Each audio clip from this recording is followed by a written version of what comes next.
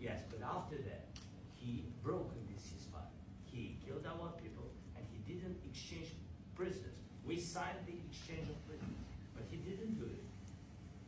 What kind of diplomacy, JD, you are speaking about? What do you mean? I'm talking about the kind of diplomacy that's going to end the destruction of your country. Yes, but if you Mr. President, with respect, I think it's disrespectful for you to come to the Oval Office and try to litigate this in front of the American media. Right now, you guys are going around and forcing conscripts to the front lines because you have manpower problems. You should be thanking the President for trying to bring it into this conflict. Have you ever been to Ukraine? Did you see what problems we have? I have been to. I've actually watched and seen the stories, and I know what happens is you bring them on a propaganda tour, Mr. President. Do you disagree that you've had problems bringing people in your military? And do you think that it's respectful to come to the Oval Office of the United States of America and attack the administration that is trying to prevent the destruction of your country? A lot of questions. Let's start from the beginning. Sure. First of all, during the war, everybody has problems. Even you, but you have nice ocean and don't feel now, but you will feel it in the future. God bless. You don't know that. God bless. You don't God know. bless. You will not have a war. Don't tell us what we're going to feel. We're trying to solve a problem. Don't tell us what we're going to feel. I'm not telling you. Because you're in no position to dictate that. That's exactly what you're doing. You're in no position to dictate what we're going to feel. We're going to feel very good. We're going to feel very good and very strong. You're right now not in a very good position. You've allowed yourself to be in a very bad position, and he happens to be right about it. From the very beginning of the war. You're not in a good position. You don't have the cards right now.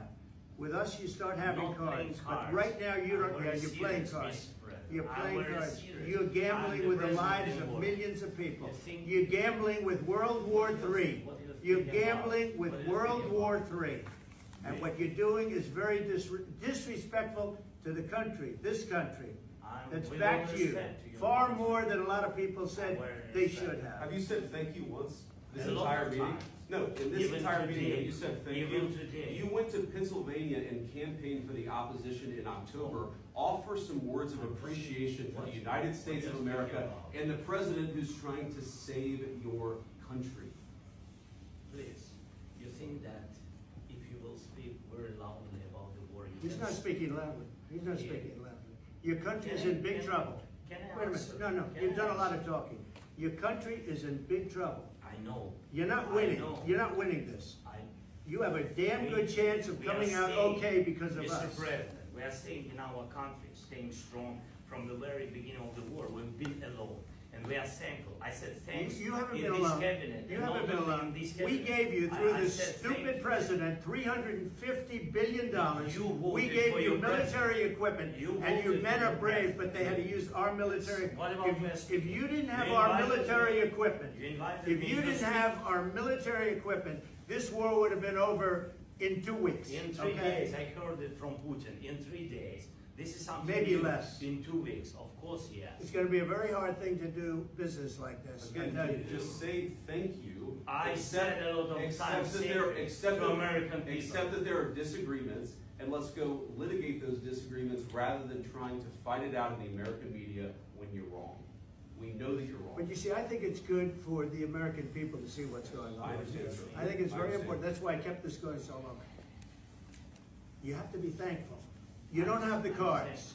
You're buried there. Your people are dying. You're running low on soldiers. Listen, you're running low on soldiers. It would be a damn good thing. And then you tell us, I don't want a ceasefire. I don't want a ceasefire. I want to go and I want this.